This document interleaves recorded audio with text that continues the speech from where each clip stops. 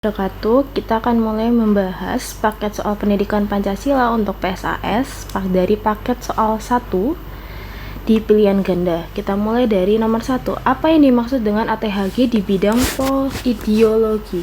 Kata kunci di sini adalah mengarah ke ideologi.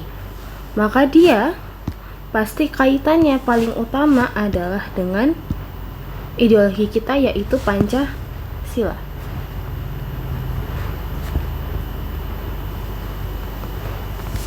Maka yang betul adalah ATHG di bidang ideologi, upaya pelemahan Pancasila sebagai dasar negara. Jawabannya yang C, kayak gitu ya. Lanjut ke soal nomor 2. Paham komunisme bertentangan dengan sila Pancasila yang mana? Ingat, komunisme itu dia bertentangan dengan kata kunci dari komunisme. Dengan kata lain, ibaratnya dia tidak mengenal agama.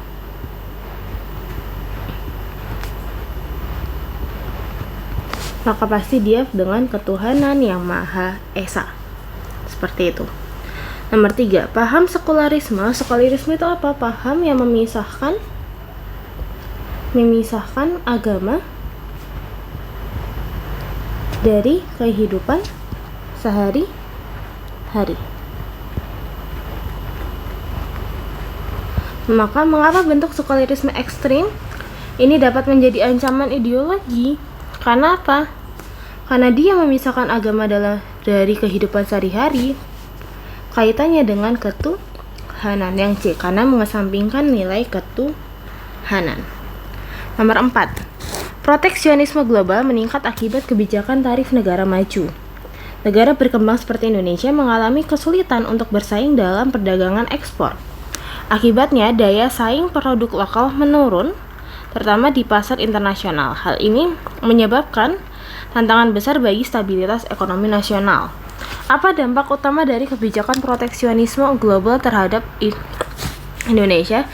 Ini tentang apa yang biasanya kemarin kita pernah bahas, yaitu tentang tarif Trump. Ya. Maka kaitannya dengan Indonesia nantinya yaitu menurunkan ekspor Indonesia. Karena tarifnya, proteksionisme itu mengakibatkan impor, meningkatkan biaya impor. Seperti yang sudah pernah kita bahas di kelas. Nomor 5, dalam pemilu 2024 muncul tuduhan mengenai ketidaknetralan penyelenggaraan pemilu, ya kan? Dan ini kita lihat muncul tuduhan mengenai ketidaknetralan penyelenggaraan pemilu. Tuduhannya menyebar luas melalui media sosial dan memicu keresahan di masyarakat. Kepercayaan publik terhadap proses demokrasi ikut menurun.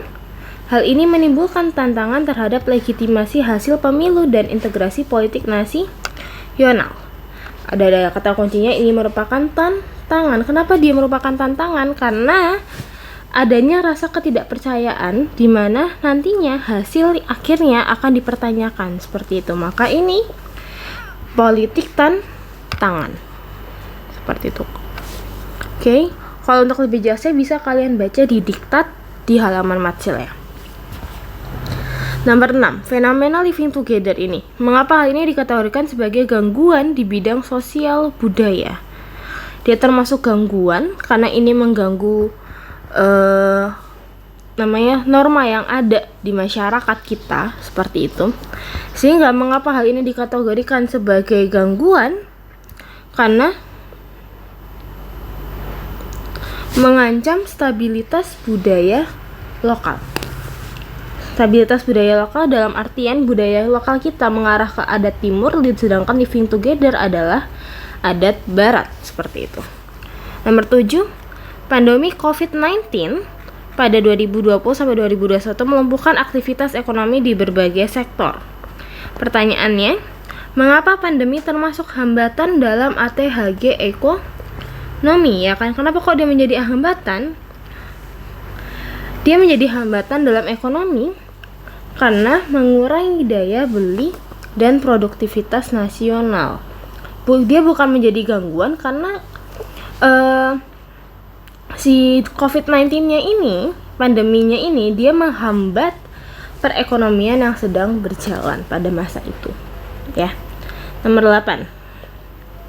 Konflik elit politik demonstrasi besar sering kali terjadi menjelang atau setelah pemilu, ya kan?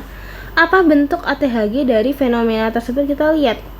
Di sini apa yang terjadi? Demonstrasi yang tidak dikelola dengan baik dapat menimbulkan kekerasan, kerusakan fasilitas publik, dan bahkan kematian. Sudah jelas ini termasuk dalam gangguan. Ya, sehingga ini masuk dalam gangguan politik. Seperti itu. Kita masuk ke nomor 9. Mengapa serangan ini termasuk ancaman pertahanan dan keamanan? Serangan apa? Serangan cyber besar-besaran terhadap data nasional, ya kan? Karena alasannya jelas pasti karena data melemahkan sistem keamanan negara. Kenapa bukan ABCE? A. Bersifat lokal dan mudah tingkang, ini adalah sosbud. Berdampak pada sistem pendidikan. Ini pada bidang pendidikan, berasal dari kelompok kriminal biasa, bukan meningkatkan cadangan devisa, ini masuk ke dalam ekonomi. Ya. 10.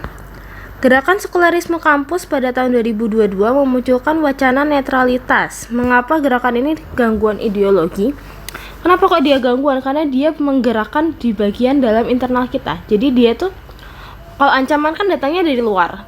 Sedangkan kalau dia ada di dalam, menyeruak di masyarakat, itu termasuk dalam bentuk gangguan kayak gitu.